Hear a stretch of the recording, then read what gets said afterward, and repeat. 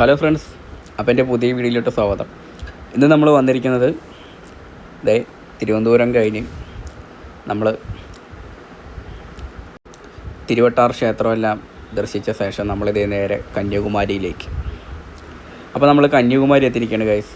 അപ്പം ഇനി ഇവിടുത്തെ വിശേഷങ്ങളിലോട്ട് നിങ്ങൾക്കും സ്വാഗതം. നമ്മളിപ്പോൾ കന്യാകുമാരി എത്തി, ബസ്സിലാണ് വന്നത്. നമ്മൾ തിരുവട്ടാർ ക്ഷേത്രമെല്ലാം ദർശിച്ച ശേഷം അവിടെ നിന്ന് തന്നെ നമുക്ക് നേരെ കന്യാകുമാരിക്കുള്ള ബസ് കിട്ടി. അപ്പോൾ നമ്മൾ നേരെ അവിടെ നിന്ന് നേരെ കന്യാകുമാരിയിലോട്ട് എത്തി. നമ്മളിപ്പോൾ ഇവിടെ നല്ല ചൂടും കാര്യങ്ങളൊക്കെ ഉണ്ട്. കുറച്ച് അങ്ങോട്ട് നടക്കണം. നമ്മുടെ വിവേകാനന്ദ സ്റ്റാറ്റു ഒക്കെ ഉള്ളത് കുറച്ച് അപ്പുറത്തെ സൈഡാണ്. അപ്പോൾ ബസ് വഴി വരുമ്പോൾ ഈ സൈഡാണ് നിർത്തുക. അപ്പോൾ ഇവിടെ നിന്ന് ഇങ്ങനെ ഇറങ്ങിയിട്ട് കുറച്ച് നടക്കാണ്ട് നമ്മൾ നടന്നുകൊണ്ട് പോകുന്ന സമയത്തെല്ലാം വഴിയോടെ കച്ചവടക്കാരെല്ലാം ഉണ്ടായിരുന്നു. ഇവിടെ കുറച്ച് സാധനങ്ങളൊക്കെ വില കുറവും കൂടിയാണ്. അപ്പോൾ കന്യാകുമാരിയുടെ ചരിത്രം പറയുവാണെങ്കിൽ ഒരുപാട് പറയാനുണ്ട്. നല്ലൊരു വൈബായിട്ടുള്ള സ്ഥലവും കൂടിയാണിത്. നമ്മൾ ശരിക്കും പറഞ്ഞാൽ നമ്മുടെ ലൈഫിൽ ഒരു വട്ടമെങ്കിലും ഇവിടേക്ക് വന്ന് കാണണം. ഒരു മനോഹരമായ കാഴ്ചകൾ തന്നെയാണ് ഇവിടെയുള്ളത്. ഫുള്ളും ഇപ്പോൾ മൊത്തം ഹിന്ദിക്കാരുടെ ഒരു ഏരിയ ആയി മാറിയിരിക്കുകയാണ്. നമ്മുടെ ഇവിടെ നിന്നല്ല, നമ്മുടെ ഇന്ത്യയിലുള്ള ഓൾമോസ്റ്റ് എല്ലാ സ്ഥലങ്ങളും ഇപ്പോൾ ഇവർ തന്നെയാണ്. വഴിയോരത്തൊക്കെ ഒത്തിരി കച്ചവടക്കാരുണ്ട്, ഒത്തിരി സ്ഥലങ്ങൾ കാണാനുമുണ്ട്. നമ്മളിങ്ങനെ നടന്നു.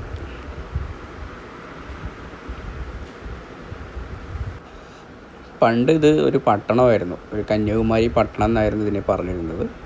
പിന്നീട് കന്യാകുമാരി ജില്ലയായിട്ട് പ്രഖ്യാപിച്ചു. തമിഴ്നാട്ടിലെ ഒരു തെക്കേ അറ്റത്തുള്ളൊരു ജില്ലയായിട്ട് കന്യാകുമാരിനെ പ്രഖ്യാപിച്ചു.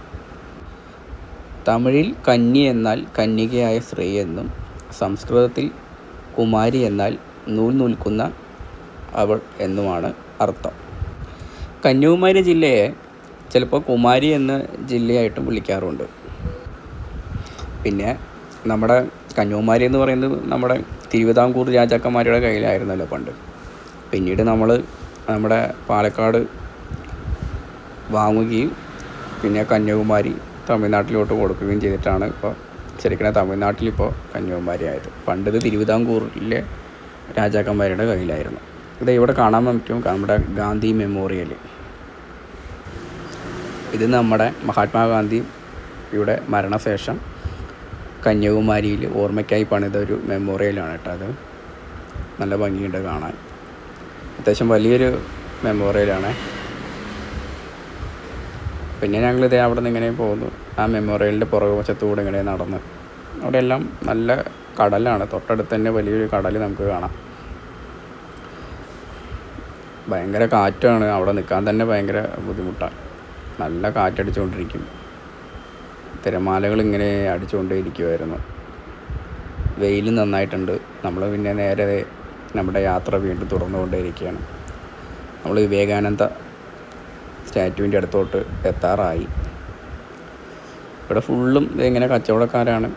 നോക്കി നടക്കണം. ഫുൾ ടൈം കച്ചവടക്കാർ നമ്മുടെ അടുത്തുകൂടെ തന്നെ വരും. അത് വേണോ ഇത് വേണോ എന്നൊക്കെ ചോദിച്ചിട്ട്. പിന്നെ ഇങ്ങനെ താഴത്തോട്ട് ഇറങ്ങി. അവിടെയാണ് നമ്മുടെ മണ്ഡപം ഉള്ളത്. അപ്പം ഇങ്ങനെ നടന്നുകൊണ്ടേയിരുന്നു നമ്മൾ.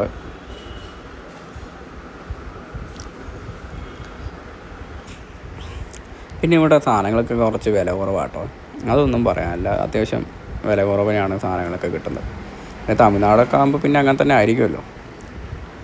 ഇവിടെ നോക്കുമ്പോൾ നമ്മുടെ സ്റ്റാറ്റു നമുക്ക് അടുത്തായിട്ട് കാണാൻ പറ്റും. നമ്മളിതേ ആ മണ്ഡപത്തിൻ്റെ അങ്ങോട്ടാണ് ഇപ്പോൾ നടന്നുകൊണ്ടിരിക്കുന്നത്. എല്ലാവർക്കും ഓർമ്മയുണ്ടാവും തോന്നുന്നു ഇവിടുത്തെ കാഴ്ചകൾ. 2004 ഇവിടെ സുനാമി വന്നു പോയ കാഴ്ചകളൊക്കെ എല്ലാവരും ഓർക്കുന്നുണ്ടാവുമെന്ന് കരുതുന്നു. ഈ ഒരു പാറയും ഇതൊന്നും കാണാൻ പറ്റിയിരുന്നു പോലുമില്ല. 2004 വന്ന സുനാമിയിൽ ഇതെല്ലാം തകർന്ന് അടഞ്ഞു പോയിരുന്ന സമയമൊക്കെ ഉണ്ടായിരുന്നു. എന്നിട്ടും നമ്മുടെ വിവേകാനന്ദ പാറയും അതേപോലെ ഈ സ്റ്റാറ്റുവും ഇതിനൊന്നും ഒന്നും പറ്റിയിട്ടുണ്ടാവില്ല. ആ ക്ഷേത്രത്തിനും ഒന്നും പറ്റിയിട്ടുണ്ടാവില്ല. ബാക്കിയുള്ള കുറേ കാര്യങ്ങളൊക്കെയാണ് നശിച്ചു പോയെന്നാണ് അറിയപ്പെടുന്നത്. അതൊക്കെ ഒരു കാലം. പക്ഷെ സൂപ്പറാട്ടോ, ഈ കാണുന്ന ആ ഒരു സ്ഥലവും ഇതെല്ലാം ഒരു വെറൈറ്റി തന്നെയാണ്. നമ്മൾ ഒരു വട്ടമെങ്കിലും നമ്മൾ ഇതൊക്കെ വന്ന് കാണണം. ഇവിടെ ഇത് കന്യാകുമാരി ബീച്ച് എന്നാണ് ഈ ഒരു സ്ഥലത്തിനെ പറയുക. ഞങ്ങളിപ്പോൾ നിൽക്കുന്ന സ്ഥലം കന്യാകുമാരി ബീച്ചാണ്. ഇവിടെ താഴത്തോട്ട് ഇറങ്ങാനൊക്കെ പറ്റും, കുളിക്കാനും എല്ലാം പറ്റുന്നതാണ്. ഈ ബീച്ചിൻ്റെ അവിടെ നിന്ന് കാണാൻ പറ്റും. ഞാൻ ജസ്റ്റ് ഒന്ന് താഴത്തോട്ട് ഇറങ്ങാണ് കേട്ടോ.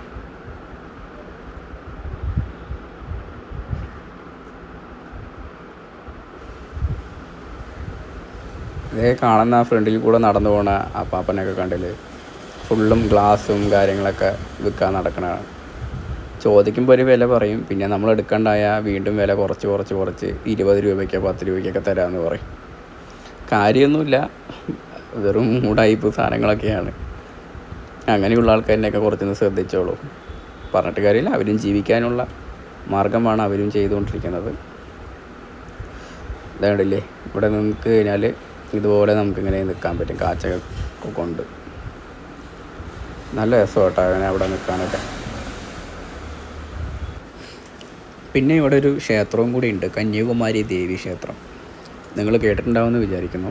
കന്യാകുമാരി ക്ഷേത്രവും കൂടി ഇവിടെയുണ്ട്. അങ്ങനെ പല ഒരുപാട് കാര്യങ്ങളും നമുക്കിവിടെ കാണാനുണ്ട്. നമുക്കധികം സമയമൊന്നും ഇല്ലാത്തതുകൊണ്ട് കന്യാകുമാരി തന്നെ കാണാൻ പറ്റിയത് ഭാഗ്യം. ഞാൻ പിന്നെ മുകളിലോട്ട് കയറി വന്നു.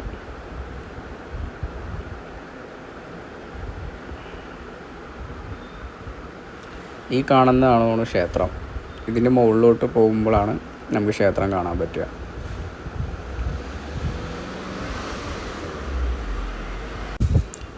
ഇന്ത്യയിൽ തന്നെ പിന്നെ ഏറ്റവും കൂടുതൽ ടൂറിസ്റ്റ് കേന്ദ്രങ്ങളിൽ പ്രധാനപ്പെട്ടൊരു സ്ഥലവും കൂടിയാണ് കേട്ടോ കന്യാകുമാരി.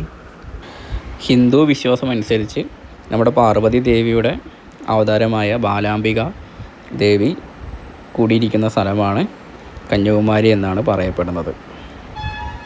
ഏകദേശം 3000 വർഷം പഴക്കമുള്ള കന്യാകുമാരി ക്ഷേത്രമാണ് ഇവിടെ ഉള്ളത്. ഇതേ കാണുന്നതാണ് ക്ഷേത്രം. എന്താല്ലേ 3000 വർഷം പഴക്കമുണ്ടെന്ന്. ഈ ക്ഷേത്രത്തിൽ പിന്നെ എല്ലാവർക്കും കയറാൻ പറ്റും, അങ്ങനെ മതവിരോധമൊന്നുമില്ല. പുലർച്ചെ 4 മണിക്ക് തുറക്കും, പിന്നെ ഉച്ചയ്ക്ക് അടയ്ക്കുന്നതാണ് പറയണത്. പിന്നെ വൈകിട്ട് 4 മണിക്ക് തുറന്നിട്ട് രാത്രി 8 മണി വരെ ഉണ്ട് എന്നാണ് ക്ഷേത്രത്തിൻ്റെ ടൈം. ഇതേ കുറേ അമ്മമാർ വഴിയോടെ കച്ചവട ചോളവും മാങ്ങയും അതുപോലെ പൈനാപ്പിളെല്ലാം ഉപ്പിലിട്ടതൊക്കെ വെച്ചിട്ടുണ്ടായിരുന്നു. നമ്മളൊരു പൈനാപ്പിൾ കഴിക്കാമെന്ന് വിചാരിച്ചു. അപ്പം നല്ല കട നോക്കി പോയിക്കൊണ്ടിരിക്കുകയാണേ. എവിടെ നിന്ന് വാങ്ങും എന്ന് ആലോചിക്കുക. കുറേ ആൾക്കാർ വിൽക്കാൻ വെച്ചിരിക്കണോണ്ട് ഇതാ ഇവിടുത്തെ അമ്മാമ്മൻ്റെ വെച്ചിരിക്കുന്നത് കൊള്ളാം. അപ്പോൾ നമ്മൾ അവിടെ നിന്ന് തണ്ണിമത്തൻ എടുക്കാമെന്ന് നോക്കി, പക്ഷെ കണ്ടിട്ട് അങ്ങോട്ട് ഇഷ്ടപ്പെട്ടില്ല. പിന്നെ നമ്മൾ ഒരു പൈനാപ്പിൾ മേടിച്ച് കഴിച്ചു. അധികം റേറ്റൊന്നും ആയിരുന്നില്ല, ഒരു 20 രൂപ എങ്ങാണ്ട് ആയുള്ളതെന്നാണ് എനിക്ക് തോന്നുന്നത്. പിന്നെ ഇവിടുത്തെ സാധനങ്ങളൊക്കെ നല്ല ഫ്രഷ് ആട്ടോ. നമ്മൾ വെയിലത്ത് അങ്ങനെ വെച്ചിട്ടുണ്ട്, അതുകൊണ്ട് വാടിപ്പോയിട്ടുണ്ടാവുമെന്നൊക്കെ കരുതിയായിരുന്നു. പക്ഷെ അങ്ങനെയൊന്നും തോന്നിയില്ല, നല്ല ഫ്രഷ് സാധനം തന്നെയായിരുന്നു കേട്ടോ തന്നത്. മാങ്ങയുണ്ട്, കൊള്ളാം. നമ്മൾ കഴിച്ച് നോക്കി, നല്ല ടേസ്റ്റ് ഉണ്ട്. ഞാൻ കരുതി അത് പുളിക്കായിരിക്കും, വെയിലത്തൊക്കെ വെച്ചുകൊണ്ട് സാധനം പോയിട്ടുണ്ടാവുമെന്നാണ് വിചാരിച്ചത്. പക്ഷേ നന്നായിട്ടുണ്ട്, നല്ല ടേസ്റ്റ് ഉണ്ടായിരുന്നു കഴിച്ചപ്പോൾ. നല്ല മധുരവും ഉണ്ടായിരുന്നു. കുറേ മാങ്ങയൊക്കെ ഉണ്ട്, എല്ലാം ഉണ്ട്. പൈനാപ്പിൾ, മാങ്ങ, പനിപ്പൂരി, വെൽപ്പൂരി എല്ലാ പരിപാടിയും ഇവിടെയുണ്ട്. ഇവിടെ വന്നു കഴിഞ്ഞാൽ ഫുഡിനൊന്നും ഒരു ക്ഷാമവും ഇല്ല. എത്ര വേണമെങ്കിൽ ഫുഡൊക്കെ കിട്ടും, അത് ഓർത്ത് ആരും പേടിക്കണ്ട. പിന്നെ ഇതുപോലെ ഡ്രസ്സൊക്കെ വിൽക്കാനായിട്ട് നമ്മുടെ ഭായിമാർ നടക്കണ്ടായി. ഭായിമാർ തന്നെയാണ് ഇവിടെ കൂടുതൽ. പിന്നെ പൈനാപ്പിളൊക്കെ കഴിച്ച് കഴിഞ്ഞാൽ നമ്മളിത് ഇങ്ങനെ സ്ഥലമൊക്കെ നോക്കി നിൽക്കണം. ഇനി നമുക്ക് നമ്മുടെ വിവേകാനന്ദ പാറയിലോട്ട് പോകണം. അപ്പോൾ അതിനോട്ട് പോകാനുള്ള വഴിയൊക്കെ നോക്കിക്കൊണ്ടിരിക്കുകയാണ്. പിന്നെ നമ്മുടെ ആ വിവേകാനന്ദ സ്റ്റാറ്റുവിന് 133 അടി ഉയരമുണ്ടെന്നാണ് പറയപ്പെടുന്നത്. ശരിക്കും പറഞ്ഞാൽ നമ്മുടെ ബംഗാൾ ഉൾക്കടൽ, അതുപോലെ അറബിക്കടൽ, ഇന്ത്യൻ മഹാസമുദ്രം, ഇതുപോലെ ഇങ്ങനെ 3 കടലും സംഗമിക്കുന്ന സ്ഥലത്താണ് നമ്മുടെ വിവേകാനന്ദ സ്റ്റാറ്റ്യൂ ഉള്ളത്. ശരിക്കും പറഞ്ഞാൽ ഇത് ത്രിവേണി സംഗമം തന്നെ പറയാം.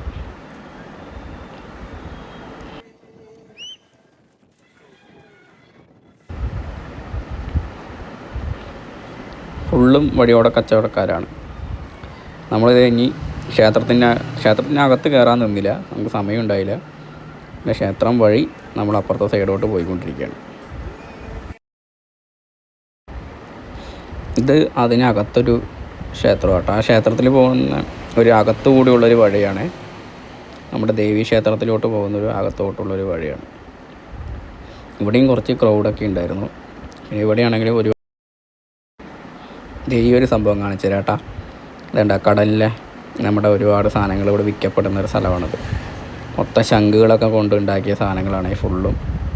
പവിഴമുത്തുകളും ശംഖുകളെല്ലാം കൊണ്ടുണ്ടാക്കിയ കുറേ സാധനങ്ങൾ. അതൊക്കെ നല്ല ഭംഗിയുണ്ട് കാണാനായിട്ട്. ഫുള്ളും ഓരോ കണ്ണാടിക്കൂടും, അതുപോലെ ഇതുണ്ടല്ലേ അവിടെ ഇരിക്കുന്നതെല്ലാം ഫുള്ളും വലിയ വലിയ ശംഖുകളാണ്.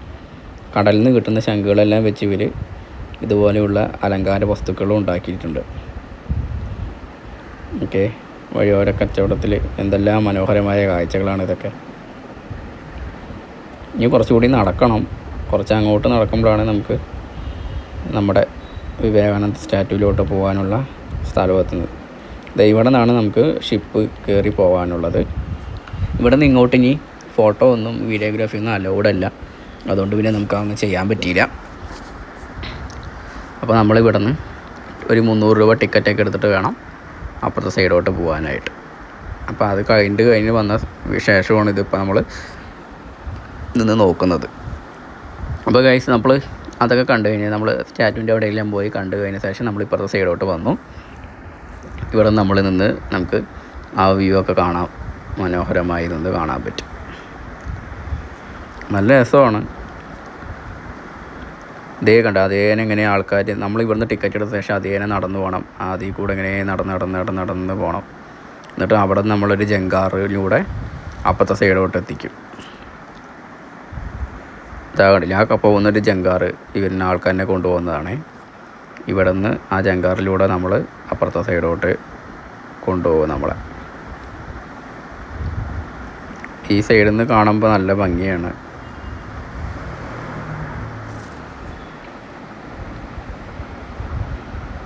ഒരുപാട് ആൾക്കാർ ഇവിടെ നിന്ന് ഫോട്ടോയും വീഡിയോസൊക്കെ എടുക്കുന്നുണ്ടായിരുന്നു. ആ കാണുന്ന വിവേകാനന്ദ പാറയ്ക്കൊരു കഥയുണ്ട്. 1892 കടൽ നീന്തി കടക്കാനെത്തിയ വിവേകാനന്ദ സ്വാമി ധ്യാനത്തിനിരുന്ന സ്ഥലം കൂടിയാണ് വിവേകാനന്ദ പാറ എന്നാണ് അറിയപ്പെടുന്നത്. വിവേകാനന്ദ സ്വാമികൾ 1892 ഡിസംബർ 23, 24, 25 തീയതികളിലാണത്രേ കടൽ നീന്തി കടന്ന് ഈ 2 പാറകളിൽ വന്ന് ധ്യാനിച്ചിരുന്നതെന്നാണ് പറയപ്പെടുന്നത്. ആ ഒരു ഓർമ്മയ്ക്ക് കൂടി വേണ്ടിയാണ് ഈ സ്മാരകം ഇവിടെ പണിതതെന്നും കൂടി പറയപ്പെടുന്നു.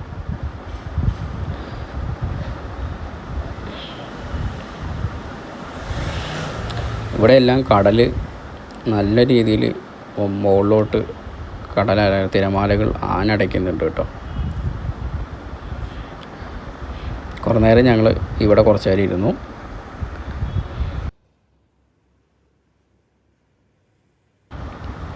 പിന്നെ അടുത്തത് ഇവിടുത്തെ മത്സ്യത്തൊഴിലാളികൾ ഇവിടെ എല്ലാവരും കൂടി ഇരുന്ന് എന്തോ ചെയ്യുന്നുണ്ടായിരുന്നു. അതെന്താണെന്ന് നോക്കാൻ വേണ്ടി നമ്മൾ തൊട്ടടുത്ത് പോയായിരുന്നു.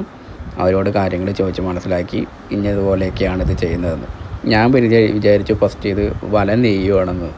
പക്ഷെ വലയൊന്നുമല്ല, ഇത് നമ്മൾ മീൻ പിടിക്കാനായിട്ട് കടലിൽ പോകുന്ന സമയത്ത് ചൂണ്ട ശരിയാക്കിക്കൊണ്ടിരിക്കുകയാണ്. ഈ കാണുന്ന അതെല്ലാം ചൂണ്ടകളാണ്. അവർ ഈ ചൂണ്ട ഫുള്ളും ഇതുപോലെ ഇങ്ങനെ ഒന്നിൽ കോർത്തിട്ടാണ് മീൻ പിടിക്കാനായിട്ട് ബോട്ടിൽ കൊണ്ടുപോകണമെന്നാണ് പറയുന്നത്.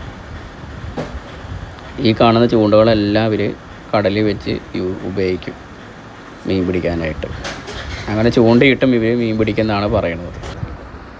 നല്ല രസമായിരുന്നു കേട്ടോ. ഇവർ എല്ലാവരും കൂടി ഇങ്ങനെ ഒത്തൊരുമയോടെ ഇതെല്ലാം ഇരുന്ന് ചെയ്യുന്നത് കാണാൻ. ആ ചേട്ടനോട് കാര്യങ്ങളൊക്കെ മനസ്സിലായി. ആ ചേട്ടൻ ഇവിടെയുള്ള ഒരാൾ തന്നെയാണ്. പുറം കടലിലെല്ലാം പോവാറുണ്ട്, മീൻ പിടിക്കാറുണ്ട് എന്നൊക്കെ പറഞ്ഞിരുന്നു. അപ്പോൾ നമ്മൾ അവിടുത്തെ കുറച്ച് അവരുടെ കാഴ്ചകളെല്ലാം കണ്ട് അവരുടെ വിശേഷങ്ങളെല്ലാം ചോദിച്ചറിഞ്ഞു. ഇത് കണ്ടില്ലേ, ഇതുപോലെ ഒത്തിരി ആൾക്കാർ ഇരിപ്പുണ്ട് ഇവിടെ, എല്ലാവരും ഇരിക്കുന്നുണ്ട്, കുറേ ആൾക്കാരുണ്ട്. അവരെല്ലാം അങ്ങനെ രാവിലെ അവർ മീൻപിടുത്തം കഴിഞ്ഞ് വന്ന ശേഷം ഉച്ച സമയത്ത് ഇങ്ങനെ ഇരുന്ന് ചെയ്യുന്നത്. അപ്പോൾ നാളത്തേക്കുള്ള ഇതാണ് ഇതെല്ലാം ചെയ്യുന്നതാണ് പറഞ്ഞത്. നാളെ രാവിലെ പോകുമ്പോൾ ഇതെല്ലാം കൊണ്ടുപോകും അവർ. അതിനു വേണ്ടി ഉച്ചയ്ക്ക് ഇരുന്നതെല്ലാം ചെയ്യും. എന്താലേ ഓരോ ജീവിതങ്ങൾ.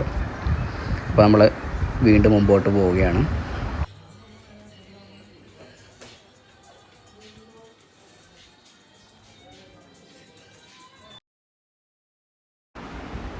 വഴിയോരത്ത് ഫുള്ളും ഇങ്ങനെയാണ് കാണാനുള്ളത്. ഇവിടെ വന്ന് നമ്മൾ പൈനാപ്പിളിൻ്റെ റേറ്റ് ചോദിച്ചപ്പോൾ ഇത്തിരി കൂടിപ്പോയി, അതുകൊണ്ടൊന്നും മേടിച്ചില്ല. അതെ, ഈ കാണുന്നതും ഇതുപോലത്തെ സാധനങ്ങളാണ്. ഫർണിച്ചേഴ്സ് വിൽക്കുന്ന കടയാണ്. എല്ലായിടത്തും ഉണ്ട് ഇതുപോലെ ഇഷ്ടം പോലെ. പിന്നെ ഇതിനൊക്കെ കുറച്ച് റേറ്റ് കുറവാണ്, നമുക്ക് മേടിക്കാൻ പറ്റും. പിന്നെ ഒരു പൂക്കച്ചവടനെ കണ്ടായിരുന്നു, നല്ല നല്ല പൂക്കളും ആമ്പലുകളും വിൽക്കാനിരിക്കുന്നൊരു ചേട്ടൻ. നമുക്ക് വേണമെങ്കിൽ ക്ഷേത്രത്തിലേക്ക് പോകുമ്പോൾ ഇത് മേടിച്ചുകൊണ്ട് പോവാം. ഇവിടെ ദേവിയുടെ ക്ഷേത്രം ഉണ്ടല്ലോ, ക്ഷേത്രത്തിലേക്ക് പോകുന്ന വഴിയുടെ ഫ്രണ്ട് വശം തന്നെയാണ് കേട്ടോ ഇത്. അവിടെയാണ് ഇവിടെ ഇരിക്കുന്നത്. ഇതാണ്ട് നമ്മൾ പോയിക്കൊണ്ടിരിക്കുന്ന സമയത്ത് നല്ലൊരു മയിൽ, നമ്മുടെ അടുത്ത് കൂടെ തന്നെ മയിൽ പോകുന്നുണ്ടായിരുന്നു. അത് നമ്മുടെ താഴെ ഉണ്ടായിരുന്നു. നമ്മൾ ചെന്നപ്പോൾ പിന്നെ നേരെ പറന്ന് മുകളിലോട്ട് കയറി. പിന്നെ മുകളിൽ കിടന്ന് നടന്നുകൊണ്ടിരിക്കുകയാണ്, കാഴ്ച കണ്ട്. ആ മയിൽ ഇവിടെ തന്നെയാണെങ്കിൽ ജീവിക്കുന്നതാണ്. ഇവിടുത്തെ നാട്ടുകാർ ഫുഡൊക്കെ ഇട്ട് കൊടുത്ത് അവരുടെ കൂടെ തന്നെ ഇരിപ്പുണ്ട്. ആർക്കും ഒരു ശല്യമൊന്നുമില്ല.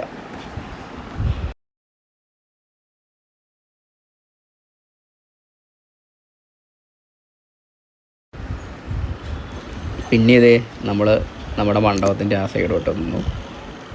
കുറച്ച് നേരം ഇവിടെ നിന്നു. ഒന്നും പറയാനില്ല ഗൈസ്, ഫുൾ കാറ്റാണ്.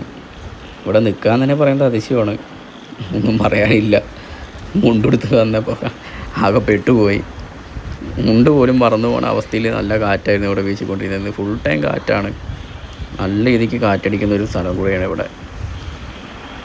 അതുപോലെ തന്നെ തിരമാലയും ഉണ്ട്. ആ കാറ്റിനനുസരിച്ച് ഇഷ്ടം പോലെ തിരമാലയും അടിക്കുന്നുണ്ട്. ഇവിടെ നിന്ന് തന്നെ നമ്മുടെ വിവേകാനന്ദ സ്വാമി പാറ കാണാൻ പറ്റും. അങ്ങനെ കുറച്ച് നേരം ഇവിടെ കാറ്റൊക്കെ കൊണ്ടിങ്ങനെ നിന്നു. അപ്പോഴേക്കും സന്ധ്യ അടുക്കാറായി. നമ്മുടെ സൂര്യൻ മറയാറായി തുടങ്ങി.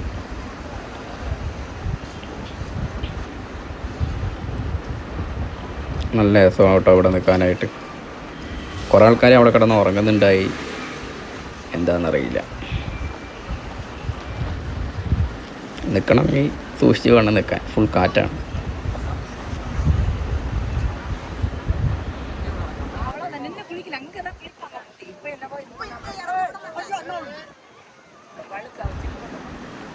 അങ്ങനെ കുറച്ച് നേരം ഇവിടെ നിന്നു. ഇനി നമുക്ക് ബീച്ചിൻ്റെ അങ്ങോട്ട് ഇറങ്ങാം. ഇത് കന്യാകുമാരി ബീച്ച് എന്നാട്ടോ പറയും. കന്യാകുമാരി ബീച്ച് സൈഡിൽ തന്നെയാണ് ഈ സംഭവമൊക്കെ ഉള്ളത്, ഈ പാറയൊക്കെയുള്ളൂ. അപ്പോൾ നമുക്ക് എല്ലാവരും താഴത്തോട്ട് ഇറങ്ങിയിട്ടുണ്ട്. അപ്പോൾ നമുക്ക് ഒന്ന് ഇറങ്ങാം താഴത്തോട്ട്. കുറച്ച് അങ്ങോട്ട് നടക്കണം. ഇപ്പോൾ ഇതേ കന്യാകുമാരി ബീച്ചിൻ്റെ അങ്ങോട്ടേക്ക് പോയിക്കൊണ്ടിരിക്കുകയാണ്. അതേ ഈ കാണുന്നൊക്കെയാണ് ബീച്ച് സൈഡ്. ആ സൈഡോട്ട് നടന്നു പോയി കഴിഞ്ഞാൽ നമുക്ക് അടുത്തിറങ്ങാൻ പറ്റും.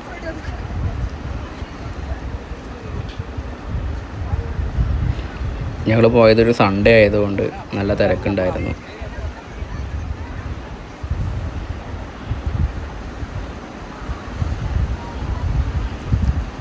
കുറേ പേര് താഴത്തോട്ടൊന്നും ഇറങ്ങുന്നില്ല, മുകളിൽ തന്നെ ഇരുന്ന് കാഴ്ചകളെല്ലാം കണ്ടുകൊണ്ടിരിക്കുകയാണ്. ഇവിടെ ഒരു സംഭവം, ഒരു ഇതും കൂടി എനിക്ക് കാണാൻ പറ്റി. ഇവിടെ എന്താ പറയുക, ഇവിടെ എല്ലാ ആൾക്കാരും ഉണ്ട്. മലയാളികൾ മാത്രമല്ല, മലയാളികളല്ലാതെ തമിഴ്നാട്ടുകാരും അതുപോലെ ഹിന്ദിക്കാരും, അങ്ങനെയുള്ള എല്ലാ ആൾക്കാരും നല്ല സൗഹൃദത്തോടെ ജീവിക്കുന്ന ഒരു സ്ഥലവും കൂടിയാണിത്. വെള്ളത്തിന് നല്ല തണുപ്പാണ്, കാണുന്ന പോലെയല്ല. പ്രകൃതി ഭയങ്കര ചൂടാണെങ്കിലും വെള്ളം നല്ല തണുപ്പുണ്ടായിരുന്നു. ഞാൻ ജസ്റ്റ് ഒന്ന് ഇറങ്ങി നോക്കിയായിരുന്നു. അതുകൊണ്ട് തന്നെയാണ് കുട്ടികളെല്ലാം വെള്ളത്തിലിറങ്ങി നല്ല കളിക്കുന്നത്. എല്ലാവർക്കും ഇഷ്ടപ്പെടും. എന്താ വെച്ചാൽ നല്ല ചൂടുണ്ട്. ഈ കാറ്റിനെന്നുണ്ടെങ്കിൽ ഈ തണുത്ത കാറ്റല്ല വീശുന്നത്, നല്ല ചൂട് കാറ്റാണ് അവിടെ വീശുന്നത്. അതുകൊണ്ട് തന്നെ നല്ലൊരു ഉഷ്ണക്കാറ്റാണ്. നമുക്ക് നിൽക്കുമ്പോൾ ഭയങ്കര പൊടി ഫുള്ളും നമ്മുടെ മുഖത്തും ഒക്കെ മുടിയിലെല്ലാം പൊടിയാണെന്ന് അറിയുന്നത്. വെള്ളം പക്ഷെ നല്ല തണുപ്പാട്ടോ.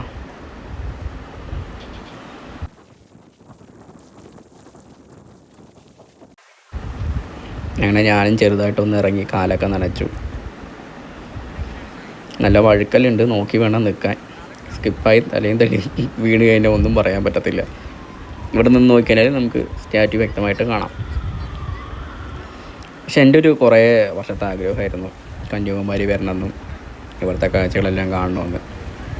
പെട്ടെന്ന് കന്യാകുമാരി വരണമെന്ന് വിചാരിച്ച് വന്നതല്ല, നമ്മളൊരു എക്സാമിൻ്റെ കേസിന് വേണ്ടി വന്നതാണ്. എന്നാലും അങ്ങനെ ദൈവം സഹായിച്ച് ഇത് കാണാൻ പറ്റി. നല്ലൊരു എക്സ്പീരിയൻസ് ആയിരുന്നു. എല്ലാവരും ഒന്ന് ഒരു വട്ടമെങ്കിലും കന്യാകുമാരിയൊക്കെ ഒന്ന് വന്ന് കാണേണ്ട ഒരു സ്ഥലം തന്നെയാണ്. തിരമാല കണ്ടില്ലേ, ഒന്നും പറയാമല്ലോ, ഭയങ്കര പൊക്കത്തിലോട്ടാണ്. നമ്മുടെ അവിടുത്തെ തിരമാല പോലെയൊന്നുമല്ല, ഭയങ്കര ശക്തിയേറിയ തിരമാലയാണ് ഇവിടെ അടിക്കുന്നത്. നമുക്ക് ആ സൈഡോട്ടൊന്നും പോകാൻ പോലും പറ്റില്ല.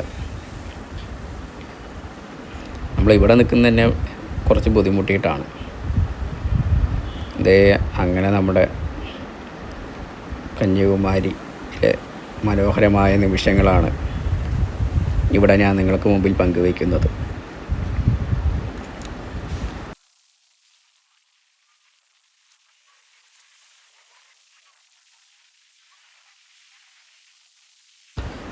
ഫുള്ളും പാറകളായിട്ടുള്ളൊരു ബീച്ചാട്ടോ. മണൽ കുറവാണ് ഇവിടെ, ഫുള്ളും പാറക്കല്ലുകളും എല്ലാം തന്നെയാണ്. അതുകൊണ്ട് തന്നെ ഇറങ്ങുമ്പോഴൊക്കെ സൂക്ഷിക്കണം.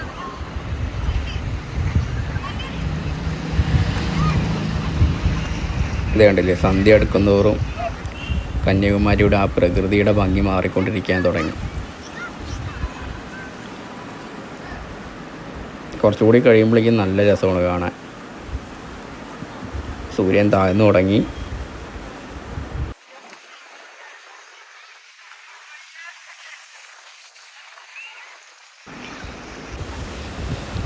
ആ സൺസെറ്റിൻ്റെ സമയത്തോട്ട് അടുത്ത് തുടങ്ങി. കുറച്ചുകൂടി കഴിയുമ്പോൾ നല്ല ഭംഗിയാണ് കാണാൻ.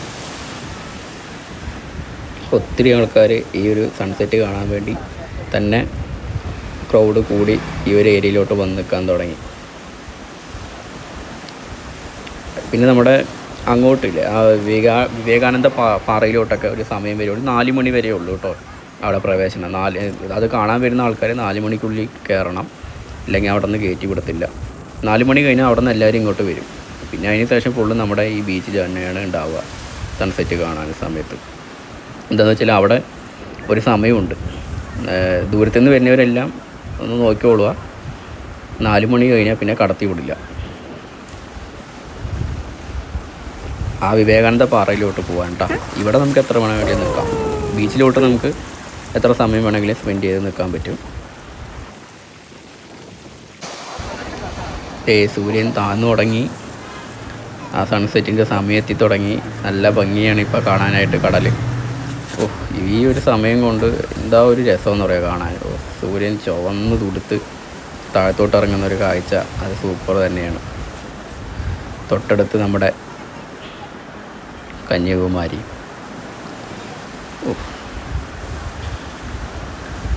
സൺസെറ്റ് ആവുന്ന സമയത്തോടെ തിരമാലകൾക്ക് ശക്തി കൂടി തുടങ്ങി.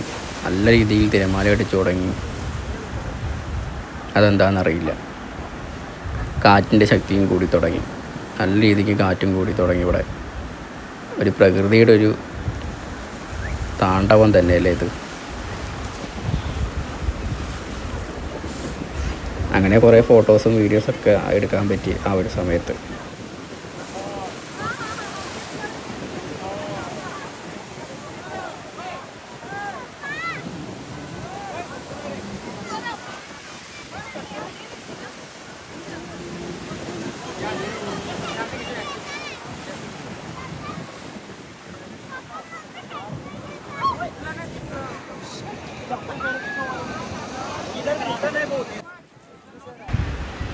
എല്ലാവരും കടലിൽ നല്ല രീതിയിൽ ആ ഒരു സമയം എൻജോയ് ചെയ്യുമായിരുന്നു.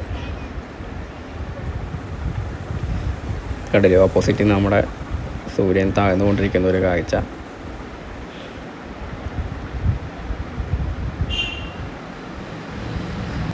അപ്പോൾ ഗായ്സ്, നമ്മളും വിചാരിക്കാതെ അങ്ങനെ കന്യാകുമാരി എത്തി. നിങ്ങളിലോട്ട് കന്യാകുമാരി കാഴ്ചകളെല്ലാം നല്ല രീതിക്ക് പറയാൻ പറ്റിയെന്ന് ഞാൻ വിശ്വസിക്കുന്നു. അങ്ങനെ കന്യാകുമാരിയിലെ കാഴ്ചകളെല്ലാം ഓർമ്മകളായി നമ്മളങ്ങനെ കന്യാകുമാരിയിൽ നിന്ന് വിട പറയുകയാണ്. അപ്പോൾ ഗൈസ്, നല്ല ഓർമ്മകളും നല്ല ഓർമ്മപ്പെടുത്തലുകളുമായി അടുത്ത വീഡിയോയിൽ നമുക്ക് കാണാം. എന്നും നല്ലത് വരട്ടെ. അപ്പോൾ നല്ലൊരു സായാഹ്നം നമുക്കെല്ലാവർക്കും നൽകിക്കൊണ്ട് നമ്മളും ഈ വീഡിയോ അവസാനിപ്പിക്കുകയാണ്. അപ്പോൾ ഗൈസ്, എല്ലാവർക്കും ഈ വീഡിയോ ഇഷ്ടപ്പെട്ടു എന്ന് ഞാൻ കരുതുന്നു. അപ്പോൾ നമ്മുടെ നല്ലൊരു വീഡിയോ ആയിട്ട് അടുത്ത വീഡിയോയിൽ വരാം.